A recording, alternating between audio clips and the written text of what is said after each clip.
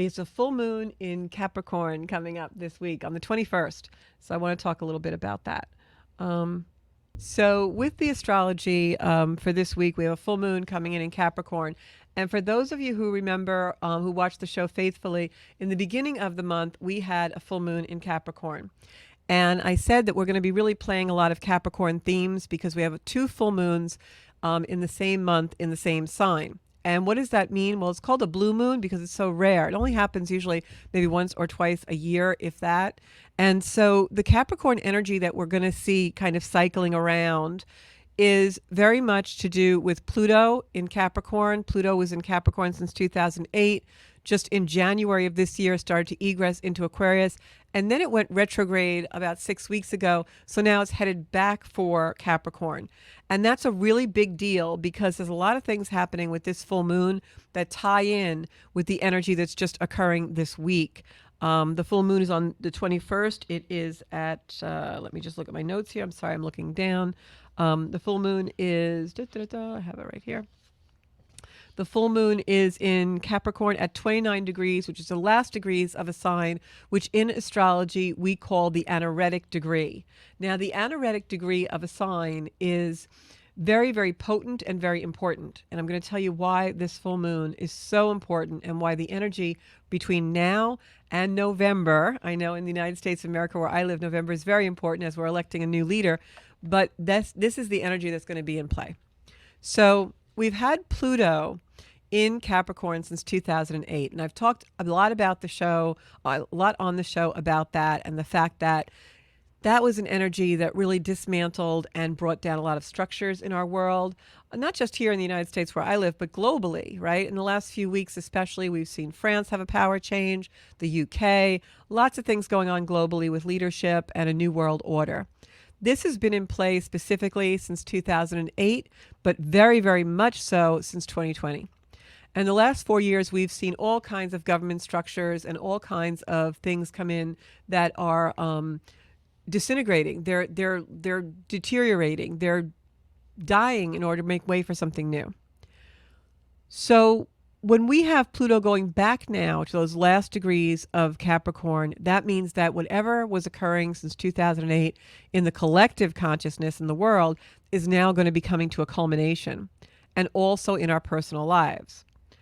But what it also means, because this is the final time that Pluto is going to be in those last degree of Capricorn, where we have a full moon for the second time in a row in the last 30 days in that sign. So what does that really mean? Well, it means that it's a culmination of all the Capricornian energy. It's a culmination of what the archetype of Pluto is, which is something needs to die to be transformed. Out in the collective structures, Capricorn is an energy of structure, stability. It is the framework and the conditioning, the belief systems kind of in certain ways as far as the consensus belief system, like the structures, the laws of the land that we have in place. And when we have Pluto there, which we've had since 2008, that's the deterioration, the decline, the crumbling of those things. And it happens in order to make them new. So now in November, Pluto starts to go into Aquarius, which is the future, which is where we really start to now construct everything that's been destructed. And the fact that this full moon is there really heightens it, because now we have a full moon on that 29th degree with Pluto approaching that 29th degree in Capricorn for the last time. Pluto will not be at this degree of Capricorn for another 246 years. So this is a culmination of a 240-year cycle. Now, what happened 240 years ago? Well, that's when America was first birthed. So this is the culmination of that energy. And that's why it was not lost on me and many other people, that iconic image that the media was showing of Trump with his fist raised and the American flag behind him and the Secret Service huddled on him. It looked like something out of the Revolution. Right? It looked like something out of 1776. And so it's because what happens above is so below. You know, what's happening in the sky with the planets and the stars is what is happening here in our world in the 3D in Earth. So the energy transforms and transmutes. And that's the lesson for us right now. Pluto in the last degrees of Capricorn with the full moon at Capricorn, ending a 240-year cycle. This is the energy that we're going to be in between now and November. It's going to be really interesting to watch. We also have, as I talked a lot about on my show last week, and also there's some videos on YouTube about the Mars Uranus conjunction, which is exacting today at 26 degrees of Taurus. That is the energy that really was embodied and exemplified and heightened this weekend when that assassination attempt happened. It's rebellion, it's revolution, it's sudden shocking things. But all of this stuff, all the crumbling of the old and the in with the new, which we're going to start to see, especially in 2025, is not happening to punish us or to make us go into deprivation or detriment. This is all happening as a natural evolution of humankind, of our global life across Earth, a natural reinvention, re-establishing, rebellion, revolution. What is a revolution? A revolution doesn't mean everyone takes up arms and something changes. The definition of a revolution is a circle. It revolves. What revolves? How do we evolve? That's revolution. So we're coming back to the same place in the zodiac where our country was birthed. We're in our Pluto return. And this is why now we see so many parallels between how this company was birthed and where we are now. Democracy is at stake and all these things that the media is saying. And while I don't have any political opinion on this show, nor in the media, I will tell you that this is so that we can come back and redo something better. And I've been saying to my personal friends and family since 2020 that when we had the great conjunction of Jupiter and Uranus and Pluto in Capricorn in December of 2020, I said to everyone, this is a seeding moment of a new world order. And that is what this is. And now we're starting to go into the culmination phase of a new world order. So it'll be really interesting to watch. We may not have democracy in the United States in the future. We may have a government that no one's ever thought of before, or we may go into a government from the past. But I will guarantee you one thing, and that is this, as sure as I am sitting here. When we look back 4 years, 5 years, 6 years from now, nothing will be the same. Nothing will go back. Nothing will be as it was. This is a new world order. So now let's drill that down to our own personal experiences. So that's out in the collective, and that is also why things seem so heightened. We're in a pressure cooker right now of energy globally, not just where I live, but everywhere. You can feel the gears grinding. You can feel people standing still in this fixed energy and wanting everything to stay the same or bring it back the way it was when we were comfy and cozy. And then you have this beautiful new guard that's just like, no, we can build it better. It should be different. And so you've got all of this fixed energy, and it's like a pressure cooker. So how do we interpret this in our own lives? Well, it's the end of a time in the world, a 246-year cycle. And when Mars and Uranus come together, especially in a sign like Taurus, this is world leadership changing. This is stability being tested. This is financial markets. This is what we think of stability and self-preservation and currency. It's all going to change. It's going to flip over. It's like the script gets flipped. It can also be a signature of power back to the people. So really interesting time. So now drilling this down to our personal lives. So fear. Got to talk about fear in this, because this is why everyone's so fixed and dug in. Because whether you have a progressive, futuristic kind of mindset, or whether you have a traditional looking towards the past to show you where you want to go in your life, whatever polarization you're in, and I'm not talking politically, I'm just talking about us in our own lifestyle. You know, some of us want to go back to our childhood and regress, and some of us want to move forward. So that creates fear, because we're afraid we're going to be pushed in the opposite direction. I want my blankie. I want to stay home. I want to, go home and close the doors and not look at anything, and somebody's going to drag me outside. I want to go out in the world and see all beautiful new things and really create my future, but someone's going to make me stay home. We fear the opposite of what we really desire, and we fear the unknown. So there's a lot of fear in the world right now. And there's also a lot of global leaders across the globe. And when I say global leaders, I don't just mean politically. It can be religious. It can be traditions of culture. It can be all kinds of leadership, a community. But the global leaders in your own life and in your own world are frightened right now because they know that things are changing. We're in a pressure cooker. You know, religions are changing, belief systems are changing, sexuality is changing. So it's very hard to hold on to what makes us safe. So we have this huge energy and inertia of fear. And I would be remiss as a light worker and remiss as a host of a show called Soul Space if I didn't talk about that a little bit. So let me talk about that. So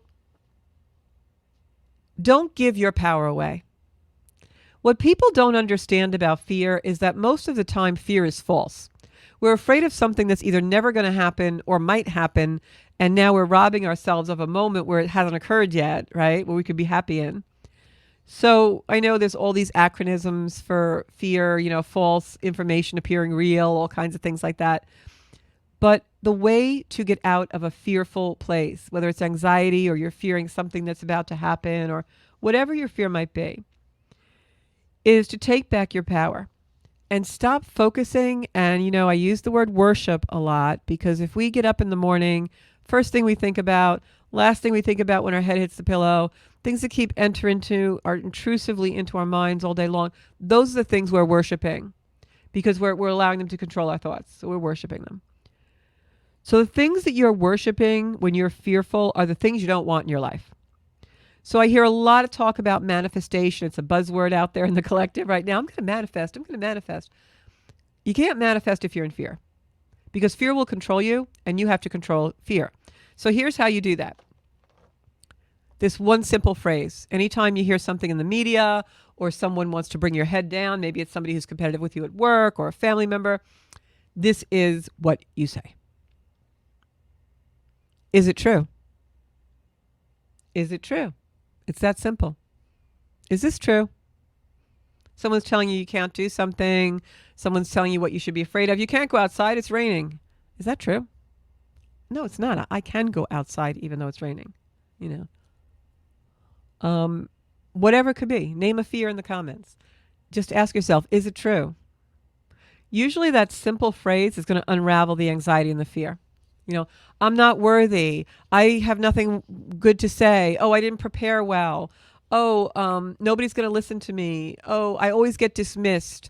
Oh, no one cares about me. No one loves me. Oh, I don't have enough money for that. Oh, there's no way I could do something like that. Is it true? Probably not. So it's the same thing when the media starts to tell you things. You should be afraid. I heard a commercial on the radio on the way over here, and it said, if you don't have a solar-powered generator and emergency food supply, then you're going to be in trouble. And I thought to myself, is that true? I don't think so. I think I'm pretty okay. I don't think those are a necessity. It might be good preparation even for a storm or something. Might not be a bad idea, but it's not true that I'm going to be like devastating in a place if I don't have those things. Not right now in my world anyway. So we have to not give in to that fear. And that's going to be very heightened, especially in the next few months, especially the last quarter, going into the third and last quarter of 2024. You're going to see a lot of fear heightened. And that's why I'm telling you to practice self-mastery, because that's what the Capricorn energy with Pluto, this full moon coming in there is all about. It is self-mastery. And just like you ask, is it true? What that simple exercise of asking, is it true, does is it switches your focus from the collective, from the media, from an external power that's telling you something, right? As soon as you ask yourself, is this true? Now you're inward and you're taking back your power. Because whatever you heard or saw that caused that immediate reactive fear response is from an environment or from something you heard or saw or smelled or tasted or felt. It's external. When you bring it in and you say, is this true? You're going into your own authority from the inside out. And that's how we have to live in the next 3 months, next 4 months, next 5 months, until we're in Aquarian energy where we can really go forward. We have to live from the inside out. And there's a whole lot of people in the world living from the outside in. And that's where you're going to have an issue. You're going to start to feel ungrounded. You're going to start to feel confused. Things are going to be murky. Your goals and living your best potential life is going to seem a lot more hard to reach. But when you live from the inside out, it changes. And a perfect example of that was, and this again is not political, but I felt that Melania Trump and the things that she said after her husband was almost assassinated were extremely beautiful from a spiritual point of view. If you haven't heard them, just go back and listen, because it was so not political, and it was just a beautiful spiritual way. And I think that, as I had said last week on the show with the Mars Uranus conjunction, it's all about transformation. And we're seeing now a kinder, softer compassion rise. And we're seeing people take things a little more seriously. And maybe the arrows won't get slung so violently. And that's the real power of Uranus. People fear Uranus. Again, people say, oh, it's something sudden, shocking, something terrible is going to happen. Is that true? Well, something's going to happen, but it's for transformation. Because Uranus wants to bring what's unconscious to the conscious. It wants to bring us into a transformation. Pluto is the same. Pluto is something has to die to be transformed, out with the old and in with the new. So while you're asking yourself to step out of fear by simply saying, is my fear true? Is this true? And you're switching things up to be living from the inside out instead of the outside in. Make your goals. Make your plan. Really think about what your true desires are. Pluto is our desires. These planets that are in play now, Pluto, Uranus, Mars wants us to take action. Uranus is the great awakener. Uranus wants us to let it drive the car. It wants us to relinquish and surrender and know that the universe always has our back and is much more wise and loving than we can imagine. It's our own fear that will manifest something in a detriment. And Pluto especially is a planet of transformation, and that's what this is all about. I mean, it was very shocking to watch that assassination attempt, but at the end of the day, it definitely brought the world together a little bit. So there's always some beauty in whatever is repulsive. That's that scorpionic kind of archetype. So I want to thank everybody for tuning into the Soul Space. Lately, this energy in this particular Monday night at 7 o'clock for all of us has been extra special for me. I have recommitted to a lot of my own spiritual work and, shining my light in the world and bringing my beautiful Leo North Node into the embodiment of my life. And I hope that you all, too, are really discovering and finding your own soul space. And we're doing it together in Zenkuda, which is living to our full potential. And I will see you back here next Monday night at 7. In the meantime, check out my Zenkuda YouTube for some more videos. And I'll be on from time to time posting on social, too. Have a great night, everybody. I love you.